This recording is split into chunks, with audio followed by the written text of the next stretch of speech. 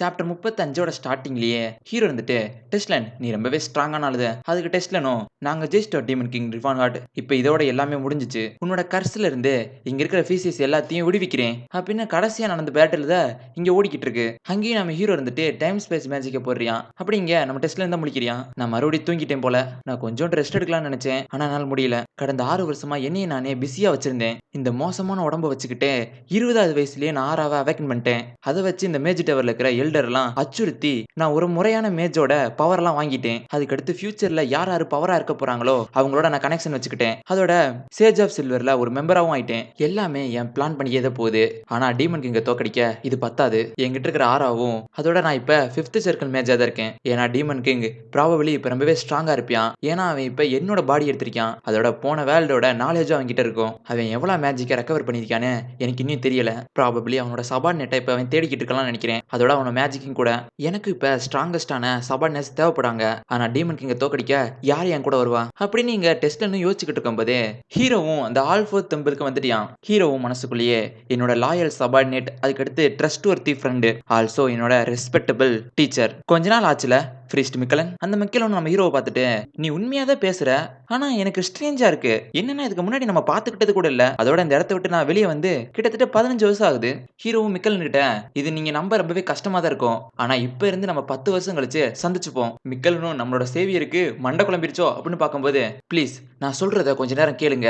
நம்ம ஹீரோவும் அவங்ககிட்ட உண்மையை சொல்லிடுறான். நான் டைம் டிராவல் பண்ணி இந்த இடத்துக்கு வந்திருக்கேன். நான் மிக்கலன் கிட்ட எல்லாத்தையுமே சொல்லிட்டேன். ஒரு பெஸ்ட் மேஜா இந்த கான்டினென்ட் ஃபுல்லா எப்படி சுத்திக்கிட்டு இருந்தேன், எப்படி இந்த ஸ்பீசிஸ் மேல இவ்வளவு அன்பு வந்துச்சு, 10th சர்க்கிள் மேஜா மாறுறதுக்கு நான் எவ்வளவு வழிகளை கண்டுபிடிச்சுக்கிட்டு இருந்தேன், அதோட எப்படி ஹியூமன்ஸோட எதிரியானே, அதோட எல்லாரும் எதுக்கு டீமன் கிங்கா என்னை கூப்பிட்டாங்க, ஆண்ட்ரஸோட எம்பையரை எதுக்கு நான் கிரியேட் பண்ணேன், அதோட என்னோட எண்டு எப்படி இருந்துச்சு, எல்லாத்தையும் இவர்கிட்ட சொல்லிட்டேன். ஹீரோ வந்துட்டு எனக்கு தெரியும் இதை நீங்க ஒத்துக்கிறது ரொம்பவே கஷ்டமான விஷயம் தான். ஆனா நான் சொல்றது எல்லாமே உண்மைதான். இதை நீங்க ஒத்துக்கிறதும் ஒத்துக்காரதும் உங்களோட சாய்ஸ். மிக்கலன் இருந்துட்டு நீ என்னதான் சொல்றது உண்மையா இருந்தாலுமே எனக்கு இது நம்புறது ரொம்பவே கஷ்டமா இருக்கு. ஆல்ஃபோர்த்தோட ஆட்கள் மட்டும் இல்லைன்னா உன்னை நான் முட்டாளுன்னு தான் நினைச்சுக்கிட்டு இருப்பேன். நான் உன்னைய டெஸ்ட் பண்ணணும்னு நினைக்கிறேன். நீ உண்மையிலேயே ஒரு முட்டாளா இல்ல டைம் டிராவல் பண்ணி வந்திருக்கியான்னு பாக்குறதுக்கு. நீங்க சொல்றபடி ஃபாஸ்ட் லைஃப்ல நான் உங்க கூட ரொம்பவே நெருக்கமா இருந்திருந்தேனே, உங்களோட சபார்டினேட்டாவும் இருந்திருந்தேனே, இதை பத்தி நான் உங்ககிட்ட சொல்லியிருப்பேன். அதை பத்தி நான் கேட்கிறேன். என்னோட பியர்டோட கலர் என்னது அப்படின்னு அவரும் கேட்கிறாரு. நம்ம ஹீரோ இருந்துட்டு டெஸ்டா அப்படின்னு நினைச்சிட்டு உங்களுக்கு தான் பியர்டே இல்லையே,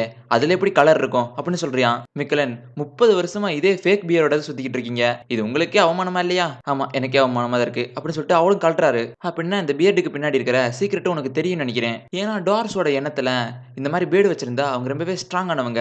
அவங்க என்னதான் பால்டா இருந்தாலுமே அவங்களுக்கு பியர்டு இல்லைன்னா அவங்க ஒரு மாதிரி வெறுக்கத்தக்க ஆளு மாதிரி தான் பார்ப்பாங்க. ஆனா உங்களால ஒரு ப்ராப்பர் பியர்டை வளர்க்க முடியல. உங்களுக்கு என்ன அதை ஆளுமை பண்ற சக்தி இருந்தாலும் இந்த டுவார்ப்ஸுக்கே தலைவரா இருந்தாலுமே உங்களுக்கு இந்த பியர்டு இல்லைன்னா இப்ப கிடைக்கிற ரெஸ்பெக்ட் கிடைக்காது. ஈவன் டுவார்ப்ஸால கூட இது ஃபேக்னு கண்டுபிடிக்க முடியல. இப்ப இருந்து நான் உன்னை நம்புறேன் அப்படின்னு மிக்கலனும் சொல்றியான். மிக்கலனும் நான் உங்களை பார்க்க ஆசைப்பட்டதுக்கு காரணம் உங்களுக்கு அட்வைஸ் பண்ணத. ஆனா உங்களுக்கு எல்லாமே தெரிஞ்சிருக்கு. அப்பனா நான் செய்ய வேண்டிய ஒரே விஷயம் தான் இருக்கு. அவனும் வந்து நம்ம ஹீரோக்கு முன்னாடி மண்டி போட்டுட்டு ஹால்ஃபோர்த்தோட சார்பாவும் என்னோட சார்பாவும் என்னோட டார்ஃபோட இனத்தோட சார்பாவும் உங்களுக்கு கிரீட்டிங்ஸ் அளிக்கிறேன். ரிஃபான் ஹார்ட் வால்ட் ஆண்டரிஸ் இவன் காட்டுற லாயல்ட்டிக்கு நான் எப்படி இந்த வாழ்க்கையில திருப்பி தர்றது, எழுந்துரு அப்படின்னு நம்ம ஹீரோ சொல்லிட்டு இல்ல நான் திருப்பி தந்துதாகணும். நீ தப்பா சொல்ற மிக்கலன். ஏன்னா நான் தான் உங்ககிட்ட இருந்து அட்வைஸ் கேட்க வந்திருக்கேன். நான் ஏற்கனவே ஃபெயில் ஆயிட்டேன். ஏன்னா எல்லாத்தையும் பவராலேயே செய்யலாம் நினைச்சுக்கிட்டு இருந்தேன். அதோட விளைவா ஹியூமனிட்டி என்னோட இனிமையா மாறிடுச்சு. நான் அந்த மிஸ்டேக்கவே திருப்பி பண்ணக்கூடாதுன்னு நினைக்கிறேன். நான் சட்டன்ல இருக்கிற ஸ்லேவை எடுத்துட்டு அவங்களுக்கு ப்ராப்பரான எஜுகேஷனை கொடுக்க நான் ரெடி பண்ணிட்டேன். அதை பார்த்து மிச்ச ஸ்லேவரி ஆளுங்களும் அதே மாதிரி எஜுகேஷன் கொடுக்க ஆரம்பிப்பாங்க. அது ரொம்பவே மோசமான விஷயம் கிடையாது. ஏன்னா ஹியூமன்ஸ் நம்மளை பார்க்குற விதத்தை மாத்திக்கிட்டா அது ரொம்பவே நல்ல விஷயம் தான். ஆனா கொஞ்சம் பெரிய மாற்றம் வரணும்னு அதுக்கு கிட்டத்தட்ட 100 வருஷம் கிட்டனாச்சு ஆகும். ஆனா டார்ஸும் எல்ஃப்ஸும் 100 வருஷத்துக்கு மேலேயே வாழ்வோம். ஆனா உங்களால முடியாது. அதுக்கு என்ன வச்சிருக்கீங்க அப்படின்னு மிக்கலன்னு கேட்கும்போது ஆமா அது ஒரு ப்ராப்ளம் தான் அப்படின்னு நம்ம ஹீரோவும் சொல்றியான். என்னோட மேஜிக் பவரையும் நான் இப்ப ரெக்கவர் பண்ணிக்கிட்டே இருக்கேன். அதோட இந்த வாழ்க்கையில கிடைச்சிருக்க என்னோட பவரையும் கூட்டிக்கிட்டே தான் இருக்கேன். இதை வச்சுக்கிட்டு நான் பாஸ்ட் லைஃப்ல இருந்த கிங்டம் உருவாக்குறது ஒன்றும் கஷ்டமான விஷயம் கிடையாது. ஆனா அப்படி பண்ணினா என்னோட போன வாழ்க்கையில நான் என்ன மிஸ்டேக் பண்ணணும் அதை வைத்து திருப்பி பண்றேன்னு அர்த்தம். ஏன்னா அப்பனா மக்களோட ரத்தமும் எல்லாத்தோட ரத்தமும் ஓடிக்கிட்டு இருக்கும். அந்த மாதிரி நான் ஆசைப்படல. இப்போ உங்களுக்கு புரியுதா நான் எந்த மாதிரி ஆசைப்படுறேன் மிக்கலன்? எனக்கு உங்களோட ப்ராப்ளம் இப்போ புரிஞ்சிருச்சு. நீங்க இந்த வேர்ல்டை ரொம்பவே அண்டர் எஸ்டிமேட் பண்ணிட்டீங்க. என்ன சொல்றீங்க அப்படின்னு நம்ம ஹீரோ கேட்கும்போது நீங்க போன தடவை ஃபெயில் ஆனதுக்கு காரணம் நீங்க உங்களோட பவரை யூஸ் பண்ணது கிடையாது. ஏன்னா நீங்க அதை மட்டும் தான் யூஸ் பண்ணிருக்கீங்க. நீங்க நினைக்கிறத விடவே இந்த வேர்ல்டு ரொம்பவே மாறி இருக்கு. வெறும் ஸ்ட்ரென்த் மட்டும் பயன்படலைன்னா வேற ஏதாச்சும் வழி யோசிக்கலாம்ல. நீங்க என்ன ஹியூமன்ஸ் வெறுக்கிறீங்களா? நம்ம ஹீரோ இல்லைங்கிறியா? உங்களுக்கு அவங்கள பிடிக்குமா அப்படின்னு சொல்லிட முடியாது. அப்படின்னா உங்களோட போன வாழ்க்கையில ஒரு ஹியூமன் ஃப்ரெண்டு கூட உங்களுக்கு இல்ல. எங்களை மாதிரி மித்த பீசிஸை மதிச்ச அளவுக்கு நீங்க ஹியூமன மதிக்கல. உங்களோட பாஸ்ட் லைஃப்ல எதுக்கு ஹியூமன்ஸ உங்களோட ஆர்மில சேர்க்கல? நம்ம ஹீரோவும் அதுக்கு காரணத்த சொல்றியான். அவிங்க மேல நம்பிக்கை வைக்க முடியாது. அந்த மாரி காரணம்லாம். அதோட டுவார்ஃப்ஸ் வந்து வாய்ஸ் ஆஃப் ட்ரூத்த கேட்டீங்க. நான் அதுதான் கிரேட் டிசிஷனா இருக்கும்னு நெனச்சேன். அப்டின்னா நீங்க அவங்களுக்கு பாலிடிக்ஸ்ல எந்த உரிமையும் தரல. ஹியூமன்ஸ் உங்களோட சிட்டிசன்ஸா ஏத்துக்கிட்டீங்க. ஆனா அவங்களுக்கு எந்த பதவியுமே நீங்க தரல. அவங்க இருக்காதது நல்லது தானே அப்டின்னு நம்ம ஹீரோவும் சொல்லும்போது, இப்பதான் புரியுது. உங்க எல்லாத்தையும் எதுக்கு டீமன் லார்ட்னு சொல்றாங்கன்னு. ஒரு ஃபார்மர் அவரோட வாழ்க்கைய சந்தோஷமா அனுபவிக்கலாம். ஆனா ஒரு ஹையர் ஸ்டேட்டஸ்ல இருக்கிறவங்க என்ன பண்ணுவாங்க?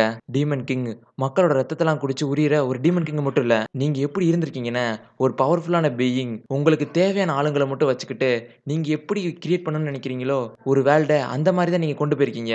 இதுதான் டீமன் கிங். நீங்க ரொம்பவே நல்லவர் தான்.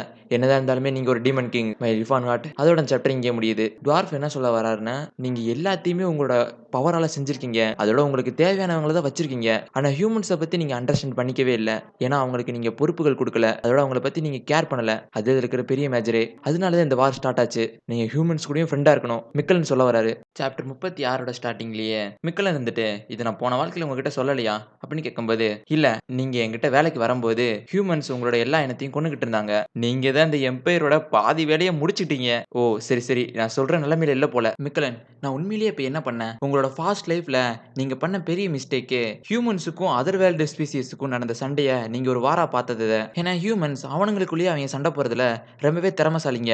ஆனா மத்த வேர்ல்டு ஸ்பீசியஸ் அந்த மாரி கிடையாது. நீங்க ரொம்பவே பேராசைப்படுறது ரொம்பவே தப்பான விஷயம். அவ்வளவுதான் நான் உங்களுக்கு அட்வைஸ் பண்ண முடியும். மிச்சதெல்லாம் நீங்களே யோசிச்சுக்கங்க." அங்க கட் பண்ணி வேற ஒரு இடத்துல ஒரு டிராகன் அட்டாக் பண்ணிக்கிட்டு இருக்கு. ரஸ்டும் அந்த டிராகன் அட்டாக் பண்ணிட்டு, "நான் நல்லா பண்ணல. நான் மாஸ்டரோட கியூப்லெட்ட காப்பி பண்ணேன். ஆனா அந்த அளவுக்கு அது சரியா வரல." சரி நிக்லன வச்சு அத அட்டாக் பண்ணிட்டு, "நம்மளோட அட்டாக் அது எதையுமே பண்ண மாட்டேங்குது. நம்ம இப்ப அட்டாக் பண்ணுவோம்." அப்படின்னு சொல்லிட்டு டுவார்ஃபும் வந்து அட்டாக் பண்ணுதுங்க. அதுவும் ஈஸியா அதோட தலைய வெட்டிட்டு, "இன்னைக்கு நைட் இத சாப்பிட வேண்டியது தான்." ரஸ்ஸு இத பார்த்து ஷாக் ஆயிட்டு, "டுவார்ஃப்ஸ்ல கூட 6 யூசர் இருப்பாங்கன்னு நான் நெனச்சு கூட பார்க்கல." "ஆமா நானும் தான். ஆனா அதுலயும் ஒருத்தவங்க இல்ல 3 பேர் இருக்காங்க." ரஸ்ஸு மனசுக்குள்ளேயே, டுவார்ஃப்ஸோட பவர் ஒரு சின்ன நேஷன விட ரொம்ப பெருசுன்னு நெனச்சேன். ஆனா இங்க அத விட ரொம்பவே பெருசா தான் இருக்கு. நாங்க கிராண்ட் ஃபோர்ஜுக்கு வந்து 1 மாசம் ஆயிருச்சு. இவங்களுக்கும் எங்களுக்கும் கலாச்சார வேறுபாடு இருந்துச்சு. ஆனா அத பழகிக்க 1 மாசமே போதுமானதா இருந்துச்சு." ரஸ்ஸு தான் நாங்க வந்து ரொம்பவே ஷாக் ஆனியான். ஏன்னா இவங்க இதுலயே 3 ஆராய்வசர் இருந்தாங்க. ஆனா அவங்கிட்ட இருந்து கொஞ்சம் கத்துக்கிட்டியான். கிராண்ட் ஃபோர்ஜோட ஸ்னோஃபால் அதிகரிச்சுக்கிட்டே போச்சு. "செலனும் நான் 1 சென்டிமீட்டர் வளர்ந்துட்டேன்." ரஸ்ஸும் மித்தவங்கலாம் கங்ராச்சுலேஷன்ஸ் அப்படின்னு சொல்லி பாராட்டிக்கிட்டு இருக்கும்போது, அங்க இருக்கிற டுவார்ஃப்ஸும் எதுக்கு இந்த மனுஷங்க அவங்களோட ஹைட்ட இவ்ளோ வேல்யூ பண்றானுங்க? ஒருவேள அத வச்சு அவங்க ப்ரூவ் பண்ணுவாங்கன்னு நெனைக்கிறேன். ரஸ் இருந்துட்டு, "மாஸ்டர் எங்க போனாரு?" அப்படின்னு கேட்கும்போது, செலனும் அவன் எப்பயும் போல அந்த இடத்துக்கு தான் போயிருக்கான். "இன்னைக்குமா?" அப்படின்னு கேட்கும்போது, "ஆமா, நானும் அவங்க என்ன பண்றாங்கன்னு தெரிஞ்சுக்க ஆசையா தான் இருக்கு." கிராண்ட் ஃபோர்ஜோட சென்ட்ரல்ல இருக்கிற ஜெயன்ட் ஸ்டீல் டவர். இங்க தான் ஜியோமெட்ரிக்கல் ஸ்டோன ஆப்பரேட் பண்ற பவர் சோர்ஸ் இருக்கு. இது டார்க்ஸோட ஒரு சன்னுன்னே சொல்லலாம். அவங்களுக்கு இருக்கிற ஒரு லைஃப் லைன் மேக்ரிம். நம்ம ஹீரோ வந்துட்டு இந்த சில்வர் ஏஜ் ரொம்பவே நல்லா தான் இருக்கு. இந்த டுவார்ஸ் ஒருத்தவங்க கீழ அடிமை ஆயிட்டாங்க. அதனாலேயே இவங்களோட பாரம்பரியத்த இவங்க பின்பற்ற முடியாம போயிருச்சு. அஃப்கோர்ஸ் இவங்க நெறைய விஷயத்த இழந்துட்டாங்க. ஆனா ஆல்ஃபோர்த் கடவுள நம்புனனால இவங்க நெறைய விஷயத்த சேமிச்சு வச்சிருக்காங்க. ஆல்ஃபோர்த்தோட ஹோலி ரிலிக், மேகரிம் அந்த மாரி விஷயத்தலாம். மேகரிம் கிராண்ட் ஃபோர்ஸோட ஹார்ட். ஒரு வேர்ல்டோட கடவுளோட அத்தாரிட்டி அந்த வேர்ல்ட பொறுத்து தான் இருக்கு. இந்த வேர்ல்டுல டுவார்ஃபோட நிலை குறைஞ்சிட்டனால ஆகல்பர்த்தோட அந்த பவரும் குறைஞ்சுகிட்டே தான் இருக்கு. அவர் இந்த வேர்ல்டுல இன்டர்ஃபியரும் பண்றது ரொம்பவே கம்மி தான். இப்போதைக்கு ஆகல்பர்த் பண்ண முடிஞ்சது எல்லாமே இந்த மேகரிம அவேக்கன் பண்றது மட்டும் தான். இத நான் எதுக்கு செய்யறேன்னா, டெஸ்லனோட பாடி மேஜிக் இல்லாம ரொம்ப வருஷமா இருந்திருக்கு. நான் என்னதான் முயற்சி பண்ணாலுமே இவனோட பாடியில மானா கெப்பாசிட்டிய அதிகப்படுத்துறது ரொம்பவே கஷ்டமா இருக்கு. நான் இந்த பாடிய மேஜிக் ஃப்ரெண்ட்லியா மாத்தணும். அதுக்கு தான் இந்த மேகரிம தேடி வந்திருக்கேன். இது யூஸ் பண்றதுக்கு மானா கெப்பாசிட்டிய அதிகப்படுத்தி யூஸ் பண்ண தெரிஞ்சிருக்கணும். ஆனா என்ன போல ஒரு 10th சர்க்கிள் மேஜிக்கு இது ரொம்பவே ஈஸியான விஷயம் தான். என்னோட ப்ரீவியஸ் லைஃப்ல இந்த மேக்ரிம 1 வருஷத்துக்குள்ளேயுமே என்னோட கட்டுப்பாட்டுக்குள்ள கொண்டு வந்துட்டேன். இது கடவுளால மட்டும் தான் செய்ய முடியும். அந்த அளவுக்கு ஒரு விஷயத்த நான் செஞ்ச உடனே எனக்கு ஒரு பூஸ்ட் அப் கிடைச்சு 10th சர்க்கிள் மேஜிக்கான நியூக்ளியர் பஸ்ட யூஸ் பண்ணேன். அதை யூஸ் பண்ணனால வாசிலின் கிங்டம ஒரே அழிய அழிச்சிட்டேன். மேக்ரிம்ங்கிறது மானாவோட ஒரு சேர்க்கை. இது உடம்பவே மாத்தி அமைக்கிற அளவுக்கு பவர் இருக்கு இதுக்கு. இதை யூஸ் பண்ணும்போது எந்த இடையூறுமே இருக்கக்கூடாது. அதனால தான் இப்ப ட்ரெஸ்ஸையும் கழட்டுறேன். இது எனக்கு ரொம்பவே எம்பாரஸாவும் இருக்கு. பரவாயில்ல, அட்லீஸ்ட் என்னை யாருமே பார்க்காம இருக்காங்களே. ஆனா என்னை யாருனாச்சும் பார்த்தா அப்படின்னு சொல்லும்போதே அங்கேயும் ஒரு கேமரா இருக்கு. அதுலயும் அந்த டுவார்ஃப் கேர்ள்ஸும் நம்ம ஹீரோவ பார்த்துக்கிட்டு இருக்காங்க. ஐயோ, எவ்வளவு பெரிய மசில்ஸ். அவளோட மசில் எல்லாம் பார்த்த உடனே எனக்கு ரொம்பவே பூரிப்பாயிருச்சு. கிராண்ட் ஃபோர்ஜுக்கு வந்து 40 நாள் கடந்துருச்சு. நம்ம ஹீரோவும் அவனோட மேஜிக்கை நல்லாவே ரெக்கவர் பண்ணிக்கிட்டு இருக்கான். நான் கடைசியா 5 சர்க்கிள் சம்மனிங் ஸ்பெல்ல கண்ட்ரோல் பண்ற அளவுக்கு முன்னேறிட்டேன். இப்போதைக்கு என்னோட மானாவை மட்டும் நான் ரைஸ் பண்ணி ஆகணும். சரி, அந்த 4 சிம்பிள் ரிலீக்க நம்ம தேடி போலாமா? இல்ல, இப்ப ஸ்ப்ரிங் வந்துருச்சு. நான் ஃபர்ஸ்ட் சேட்டனுக்கு போகணும். மிக்கலன் சொன்ன கருத்துப்படி பார்த்தோம்னா குரோவன்ஸ் கிங்டம்க்கு நான் போகணும் போல. சரி, ஃபர்ஸ்ட் நம்ம அங்கேயே போவோம். செலனும் பயங்கரமா ட்ரைனிங் எடுத்து பார்த்து அவளோட மசில கொஞ்சோண்டு ஏத்திருக்கா. பரவாயில்லையே! நல்லா இருக்கு. நீயே இத அக்னாலெட்ஜ் பண்ணிட்டியா? அப்படின்னு சலனு காட்டுறியான். சலனு, என்ன சாப்பாட்டுக்கு கூட நீ வரலையே? நான் கொஞ்சம் வேலைய முடிக்க வேண்டியிருந்துச்சு. அத நான் முடிச்சுட்டேன். அப்படின்னா இந்த இடத்த விட்டு நம்ம கிளம்ப போறோமா? அப்படின்னு கேட்கும்போது, என்ன இந்த இடத்துல நல்லா அட்டாச் ஆயிட்ட போல? நீ சொல்ற மாரியும் இருக்கலாம். அதோட என்னோட நம்பிக்கைய இங்க இருக்கிற போர் வீரர்களுக்கு நான் பரப்பணும்னு நெனச்சேன். ரஸும் உன்னைய மாரியே ட்ரெய்னிங் எடுக்க, அவனே இன்சுலேட் பண்ணிக்கிட்டான். ஒரு வாரத்துக்கு தேவையான சாப்பாடு எடுத்துட்டு போயிருக்கான். நம்ம ஹீரோ இருந்துட்டு மனசுக்குள்ளேயே, அவன் இப்பதான் 6ஆவ அவேக்கன் பண்ணியான். ஆனா அதுக்குள்ளயுமே அதுல என்லைட்மென்ட் வரைக்கும் போயிட்டான். இவன் ஒரு ஜீனியஸ் தான். அங்க குழந்தைங்க விளையாண்டுகிட்டு இருக்கிறதையும் செரிஸ் பார்த்துக்கிட்டு இருக்கா. செரிஸுக்கும் அவளோட பழைய ஞாபகங்கள் வருது. செரிஸும் மனசுக்குள்ளேயே, அந்த பழைய ஞாபகத்தலாம் நான் மறந்துட்டேன்னு நெனச்சேன். அந்த ஞாபகம்லாம் எனக்கு வரக்கூடாதுன்னு நெனச்சேன். ஹீரோ அந்த இடத்துக்கு வந்துட்டு, "செரிஸ் என்ன பண்ற?" "நான் சும்மா சில்ட்ரன்ஸ் விளையாடுறத பார்த்துக்கிட்டு இருக்கேன். இப்ப இந்த கிட்ஸ்லாம் ரொம்பவே நல்லா விளையாண்டுகிட்டு இருக்காங்க. ஆனா ஃபியூச்சர்ல அந்த மாரி இருக்க முடியாது. இவங்க வளராம இதே மாரி இருந்தா, அவங்க இதே மாரி ஹேப்பியா இருப்பாங்களோ என்னமோ தெரியல. செரிஸ் அப்படின்னு சொல்லிட்டு நம்ம ஹீரோவும் வருத்தப்பட, "என்னைய பத்தி கவலைப்படாதீங்க. நான் என்னோட ஹோம்லேண்ட நெனச்சு பார்த்தேன். சீரிஸோட ஹோம்லேண்டா? அப்படின்னு நம்ம ஹீரோவும் மனசுல நெனச்சுட்டு, ஸ்பேலஸ் டெசர்ட் கிரிம் கிங்டம்ல இருந்து இது ஒரு ரிமோட்டான இடத்துல தான் இருக்கு. அந்த இடத்துக்குள்ள வர்றதுக்கு ஹியூமன பேன் பண்ணி வச்சிருக்காங்க. அந்த மாரி ஒரு இடம். டெக்னிக்கலி பார்த்தோம்னா, செரிஸோட அம்மா அங்க தான் வாழ்ந்திருக்காங்க. அப்படின்னா என்னோட மாமியார் அவங்க. அந்த இடத்துக்கு நான் போய் பார்க்கணும்னு ஆசைப்படுறேன். செரிஸ், நம்ம வேணா அங்க போய் பார்ப்போமா? செரிஸும் அங்க போயிட்டு வரதுக்கு கிட்டத்தட்ட 2 மாசம் ஆகும். அப்படிலாம் கிடையாது. அங்க போறதுக்கு ஒரு ஷார்ட்கட் என்கிட்ட இருக்கு. சரி போவோம். நம்ம 2 பேர் மட்டும் தனியா அப்படின்னு சொல்றதோட இந்த சாப்டர் இங்கேயே முடியுது.